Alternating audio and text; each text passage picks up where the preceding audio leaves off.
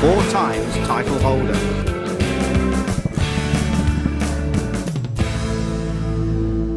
The 2022 NASCAR Cup Series playoff race at Martinsville was, by all accounts, pretty much a dud. Overtaking is always difficult at the long, thin speedway nicknamed the Paperclip, but proved especially cagey in the opening stages of the Xfinity 500, until the last lap. Ross Chastain found himself running 10th going into the final corner, needing to finish 5th to make the championship round of 4, ahead of the 11 of Denny Hamlin. His solution? Pull a balls to the wall video game move, flooring the gas as he rode the wall around the final corner, clinching 5th position in the last meter of the race. It's a move that has set the world of NASCAR aflame, and has earned Chastain, a driver with humble 7th generation watermelon farming roots, a host of new fans. Many fans of the sport, myself included, loved it. It's a move that's rough and ready as what everyone loves NASCAR to be, evoking memories of the rowdy golden era of rubbing and racing. Racing drivers around the world such as Kevin Harvick, Fernando Alonso, and Jack Aitken have chimed in to praise Chastain's ingenuity. However, there is now a growing movement to ban the move on the grounds of safety and fairness, most vocal amongst which is Kyle Larson. That was pretty embarrassing, honestly. I think that's not a good look for our sport at all.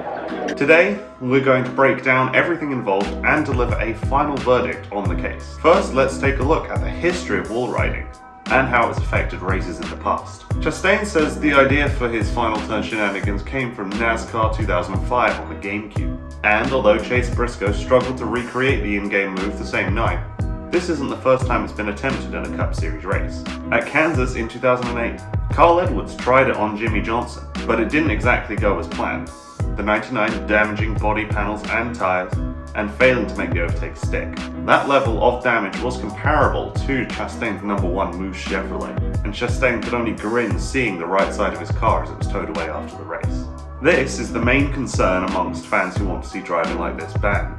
That given the next-gen car's propensity to injure drivers following even the slightest contact with the wall, encouraging a field of 30 or more drivers to attempt moves like this is only going to cause more injuries and retirements.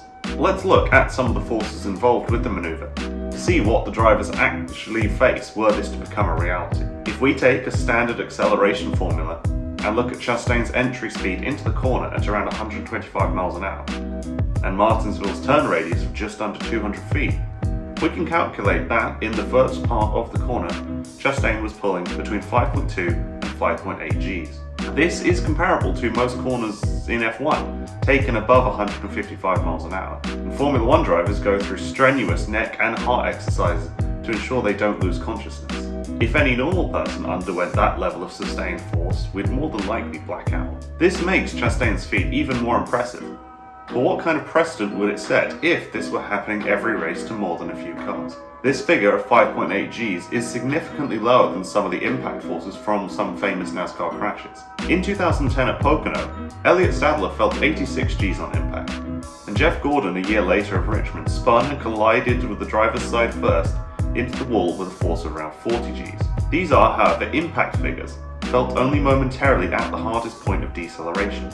A more relevant figure to look at would be dangerous volumes of sustained Gs. A roller coaster pulling 6.3 sustained Gs is only manageable for a few seconds before it becomes unsafe, and any volume higher than that, approaching the 8 or 9 Gs pulled by fighter pilots, and a compression suit is needed to prevent unconsciousness. One scientific theory in the early 2010s placed the lethal exposure level at 1 minute of 10 Gs, approximately double what Chastain pulled at Martinsville. So, in theory, Chastain's move isn't the most dangerous thing to ever happen in the world of NASCAR, but it could prove quite expensive to teams' repair costs if everyone decided to pull it out of the bag every week. So what should NASCAR do about it? I'm inclined to agree with Twitter user Fred Smith, who stated, "That was sick as hell as a one-time thing that happened out of pure urgency and chance. Now that we know how it works, it should be regulated out, so every last lap here doesn't look like that." Smith went on to propose a 2-step solution. 1.